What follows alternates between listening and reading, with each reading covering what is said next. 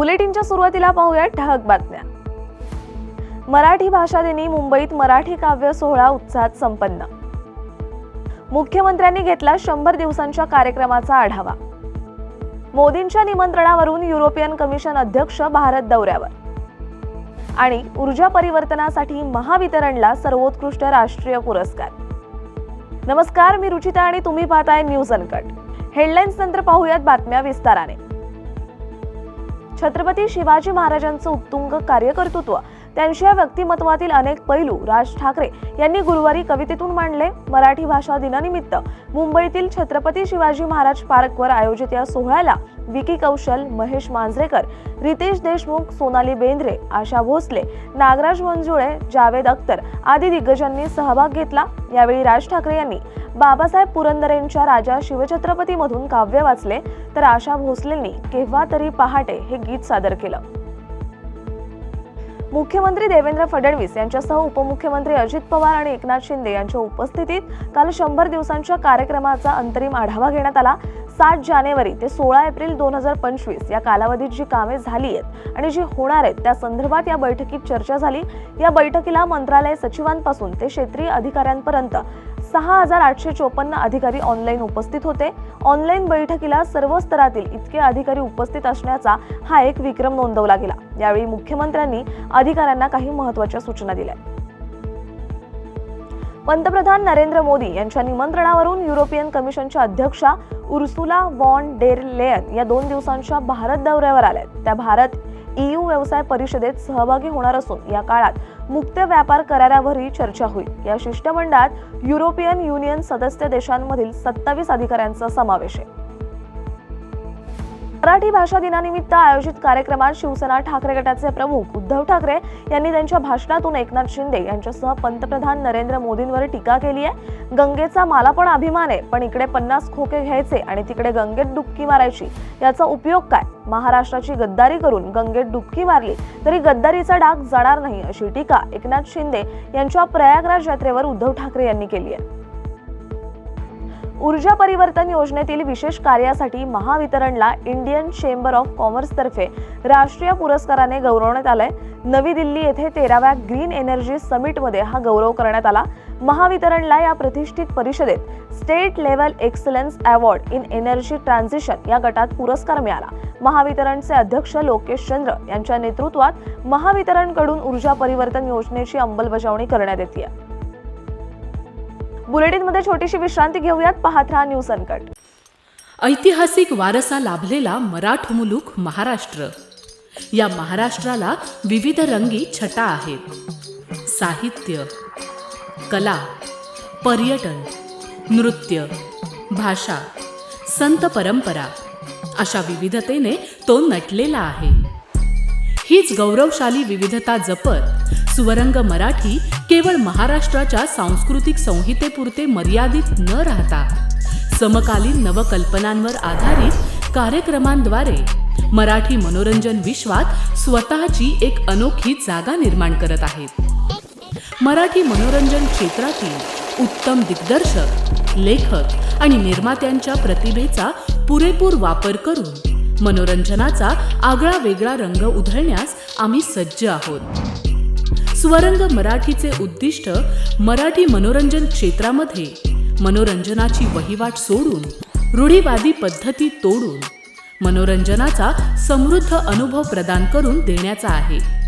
म्हणूनच यात विविध पद्धतीचे मनोरंजक आणि माहितीपूर्ण कार्यक्रम स्वरंग मराठीवर बघता येतील। शेवटी एकच, धकाधकीच्या जीवनात धांगडधिंगा करण्यापेक्षा बसूया, हसूया, गाऊया, जगूया। नाती गोती श्रावण मोती गावामधले जीवंत रंग। नाती गोती श्रावण मोती गावामधले जीवंत रंग। चला जोडूया, चला पाहूया, जशी संस्कृती तसा स्वरंग।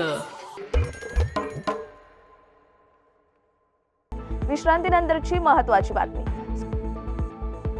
स्वारगेट अत्याचार प्रकरणातील आरोपीला मध्यरात्री पोलिसांनी शिरूर तालुक्यातील गुणाट शिवारातून अटक केली आहे. दत्तात्रय गाडे असं अटक करण्यात आलेल्या आरोपीचं नाव असून मध्यरात्री 1:30 वाजण्याच्या सुमारास त्याच्या मुसक्या आवळण्यात पोलिसांना यश आलंय. मुलीवर अत्याचार करून तो गुणाट गावातील शेतात लपून बसला होता. त्यानंतर अथक प्रयत्न करून त्याला पकडण्यात आलं असून रात्री 3:15च्या सुमारास पुण्यातील लष्कर पोलीस स्टेशन येथे त्याला आणण्यात आल्याची माहिती मिळते. छत्रपती संभाजीनगर शहराचा पाणी प्रश्न नागरिकांच्या पाचवीला पोचलेला असून फेब्रुवारी संपतो तोच पाणी टंचाई जाणवू लागली. उन्हाळ्याची चाहूल लागताच अनेक प्रकल्प आणि पैठणच्या नाथसागरातील पाणी पातळी कमी झाल्याने येत्या काळात पाणी टंचाई तीव्र होणार आहे. पिण्याच्या पाण्यासह अनेक मूलभूत सोयींबाबत महापालिका नियोजन करत नसल्याचा आरोप करत काँग्रेसने आक्रमक पवित्रा घेतलाय. पाणी टंचाईवरून काँग्रेसने महानगरपालिकेसमोर हल्लाबोल आंदोलन सुरू केलं असून नागरिकांनी मालमत्ता कर भरू नये असं आवाहन काँग्रेसकडून करण्यात येत आहे. नगर औरंगाबाद जिल्हा काँग्रेस कमिटीच्या वतीने महानगरपालिकेवरती आज हल्लाबोल हे आंदोलन या ठिकाणी करण्यात येत आहे. प्रदेश काँग्रेसचे प्रांताध्यक्ष हर्षवर्धन दादा सपकाळ तसेच आपल्या महाराष्ट्रातील प्रमुख नेते यांनी संपूर्ण राज्यभरामध्ये ही मोहीम चालू केली आहे. आज औरंगाबाद महानगरपालिका जी छत्रपती संभाजीनगर आहे इथे स्मार्ट सिटीचं घोषणा आणि चर्चा आपण ऐकतो, परंतु तुम्हाला या शहरामध्ये कुठे स्मार्टनेस दिसतं का? तर हा खोटारडेपणा उघड करण्यासाठी हे जनआंदोलन आम्ही करत आहोत. ज्या पद्धतीने रस्ते काँक्रिटीकरण करून सगळं जंगल सिमेंटचं तयार केलेलं आहे, ते सगळे रस्ते तुटलेले आहेत. मोठमोठे खड्डे, मोठमोठे रस्त्याचे अर्धवट कामं आणि भयंकर अपघात, त्यामुळे शेकडो अपघात या ठिकाणी शहरात होतात. कचरा ज्या पद्धतीने आज या महानगरपालिकेच्या क्षेत्रामध्ये आहे, तर असं वाटतं की या महानगरपालिकेने संपूर्ण शहराचं विद्रुपीकरण आणि उकिरडा करून ठेवलेला अक्षरशः, म्हणजे पावली गल्लोगल्ली कचरा आपल्याला असा दिसतो. गोंदिया जिल्ह्याच्या सडक अर्जुनी तालुक्यातील सौंदळ येथे नव्याने बांधण्यात आलेल्या ग्रामीण रुग्णालयाच्या इमारतीचं लोकार्पण पालकमंत्री बाबासाहेब पाटील यांच्या हस्ते करण्यात आलं. यावेळी अर्जुनी मोरगावचे आमदार राजकुमार बडोले हे देखील उपस्थित होते. सौंदळ या ठिकाणी असलेल्या ग्रामीण रुग्णालय जीर्ण झाल्याने या ठिकाणी 11,56,00,000 रुपये खर्चून 30 खाटांचे अत्याधुनिक सुविधा असलेले रुग्णालय उभारण्यात आले. सौंदळ गाव हे राष्ट्रीय महामार्गावर असल्याने परिसरातील नागरिकांना याचा फायदा होणार असल्याचं मत आमदार राजकुमार बडोले यांनी व्यक्त केलंय. आज ग्रामीण रुग्णालयाचं सौंदळचं लोकार्पण या ठिकाणी झालेलं आहे. अत्यंत प्रशस्त अशी इमारत 11.56 कोटी रुपयाची इमारत या ठिकाणी तयार झाली आणि आज या ठिकाणी लोकार्पण झालं. त्याच्यामुळे मागच्या कालखंडामध्ये ज्या काही अडचणी येत होत्या छोटी इमारत असल्या कारणानं, तर त्या सगळ्या अडचणी याच्यामध्ये दूर होईल. नक्कीच ग्रामीण भागामध्ये सौंदळ हा ग्रामीण रुग्णालय फार चांगल्या पद्धतीनं काम करेल. माननीय पालकमंत्री महोदय बाबासाहेब पाटील साहेब यांनी आज लोकार्पण केलं आणि जिल्हा परिषदेचे सन्माननीय अध्यक्ष आणि बाकी सगळी मंडळी या ठिकाणी उपस्थित होती. जालन्यात शेतकरी संवाद दौऱ्याला सुरुवात झाली असून घनसावंगी येथील 20 शेतकरी संपूर्ण जिल्ह्याभरात शेतकऱ्यांची भेट घेऊन त्यांच्याशी चर्चा करतायत.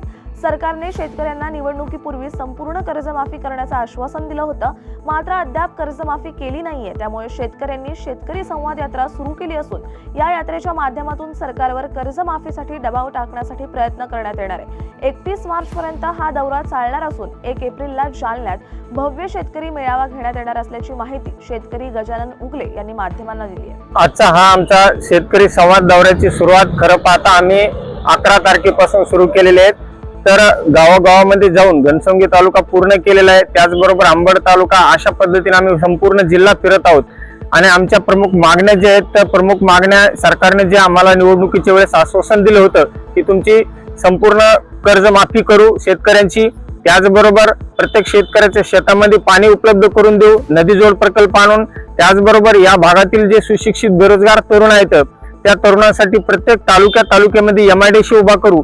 तशीच आमची नव्यानं काही मागण्या आहेत की जालना जिल्ह्यामध्ये भोकरदन असेल, मंठा असेल आणि जालना असेल या तालुक्याचं विभाजन करून नवीन तालुक्याची निर्मिती व्हावी. अशा विविध मागण्यासाठी आम्ही आज रोजी 11 तारखेपासून आतापर्यंत हा शेतकऱ्यांशी संवाद साधत आहोत आणि येणाऱ्या 1 एप्रिलला जालन्यामध्ये भव्य असा शेतकरी मेळावा होणार आहे. बुलेटिनमध्ये छोटीशी विश्रांती घेऊयात. पाहत राहा न्यूज अनकट. ऐतिहासिक वारसा लाभलेला मराठमोलूक महाराष्ट्र या महाराष्ट्राला विविध रंगी छटा आहेत. साहित्य, कला, पर्यटन, नृत्य, भाषा, संत परंपरा अशा विविधतेने तो नटलेला आहे.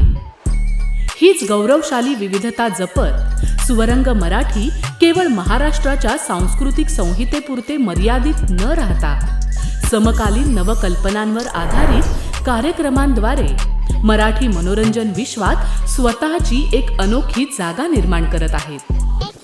मराठी मनोरंजन क्षेत्रातील उत्तम दिग्दर्शक, लेखक आणि निर्मात्यांच्या प्रतिभेचा पुरेपूर वापर करून मनोरंजनाचा आगळा वेगळा रंग उधळण्यास आम्ही सज्ज आहोत.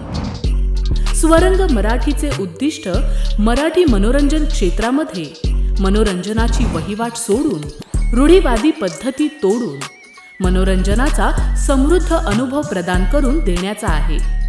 म्हणूनच यात विविध पद्धतीचे मनोरंजक आणि माहितीपूर्ण कार्यक्रम स्वरंग मराठीवर बघता येतील. शेवटी एकच, धकाधकीच्या जीवनात धांगडधिंगा करण्यापेक्षा बसूया, हसूया, गाऊया, जगूया. नाती गोती श्रावण मोती गावामधले जीवंत रंग. नाती गोती श्रावण मोती गावामधले जीवंत रंग. चला जोडूया, चला पाहूया, जशी संस्कृती तसा स्वरंग. विश्रांतीनंतरची महत्त्वाची बातमी. संतोष देशमुख हत्याकांड प्रकरणी चार्जशीट दाखल झाल्यानंतर धनंजय देशमुख यांनी माध्यमांना प्रतिक्रिया दिली आहे. सीआयडीने 1400 पानांची चार्जशीट दाखल केली असून ती सोमवारपर्यंत आपल्या हातामध्ये येईल. त्यानंतर त्यात काय काय लिहिलंय याची माहिती समोर येईल असं मत धनंजय देशमुखांनी व्यक्त केलंय. दाखल झालेली काय पहिली प्रतिक्रिया असेल यामध्ये? ज्यावेळेस आपल्याला चार्जशीटची कॉपी आपल्या हातात येणार आहे त्या दिवशीच आपल्याला खरं तर सगळ्या जे काही चार्जशीट मध्ये नमूद केलेल्या गोष्टी आहेत, जसं की सुरुवातीपासून हे कारस्थान कसं रचलं गेलं, अपहरण कसं केलं गेलं, त्याच्यानंतर हत्या कशी केली गेली, याच्यात कुणाकुणाचा सहभाग आहे, कुणी कुणी आरोपीला पळवण्यात मदत केली, कुणी कुणी आरोपीला पैसे पुरवले, या सगळ्या गोष्टीचा या चार्जशीट मध्ये सगळी माहिती असणार आहे. परंतु ज्यावेळेस आपल्याला चार्जशीटचा जो म्हणजे कॉपी आहे त्याची ज्यावेळेस हातात येत नाही तोपर्यंत आपलं जे सगळं बोलणं आहे ते उचित राहणार नाही. ज्या दिवशी आपल्याला ती 1-2 दिवसात सोमवारपर्यंत ज्यावेळेस कॉपी आपल्या हातात येईल त्यावेळेस तुम्हाला सुद्धा सगळ्यांना त्या गोष्टी. तमिळनाडूचे मुख्यमंत्री M.K. स्टॅलिन यांनी पुन्हा केंद्राकडून हिंदी लादल्याचा आरोप केलाय. दक्षिणेतील தமிழ்நாட்டு மக்களுக்காகவும் ஆசிரியருடைய சம்பளத்துக்காகவும் ஆண்டுதோறும் வழங்கப்படக்கூடிய 2152 கோடி ரூபாய் ஆக அந்த நிதியை உடனடியாக விடுவியுங்கள் என்று நேற்று. अमेरिकेतील कॅलिफोर्नियामध्ये राहणारी मूळ साताऱ्याची नीलम तानाजी शिंदे रस्ते अपघातात गंभीर जखमी झाली असून रुग्णालयात बेशुद्ध अवस्थेत मृत्यूशी झुंज देतेय. तिच्यावर शस्त्रक्रिया करण्यासाठी कुटुंबियांची परवानगी आवश्यक असल्याने तिच्या वडिलांनी आमदार आणि मंत्र्यांच्या मदतीने अमेरिकेच्या व्हिसासाठी केंद्र सरकारकडे मदत मागितली होती. परराष्ट्र मंत्रालयाने अखेर नीलमच्या नातेवाईकांना व्हिसा दिलाय. नीलम मृत्यूच्या उंबरठ्यावर असल्याने परवानगीशिवाय शस्त्रक्रियेस रुग्णालय तयार नसल्याचं सांगण्यात आलंय. मी तानाजी महादेव शिंदे, राहणार वडगाव, तालुका कराड. माझी मुलगी अमेरिकेला 4 वर्षापासून शिक्षण घेत आहे.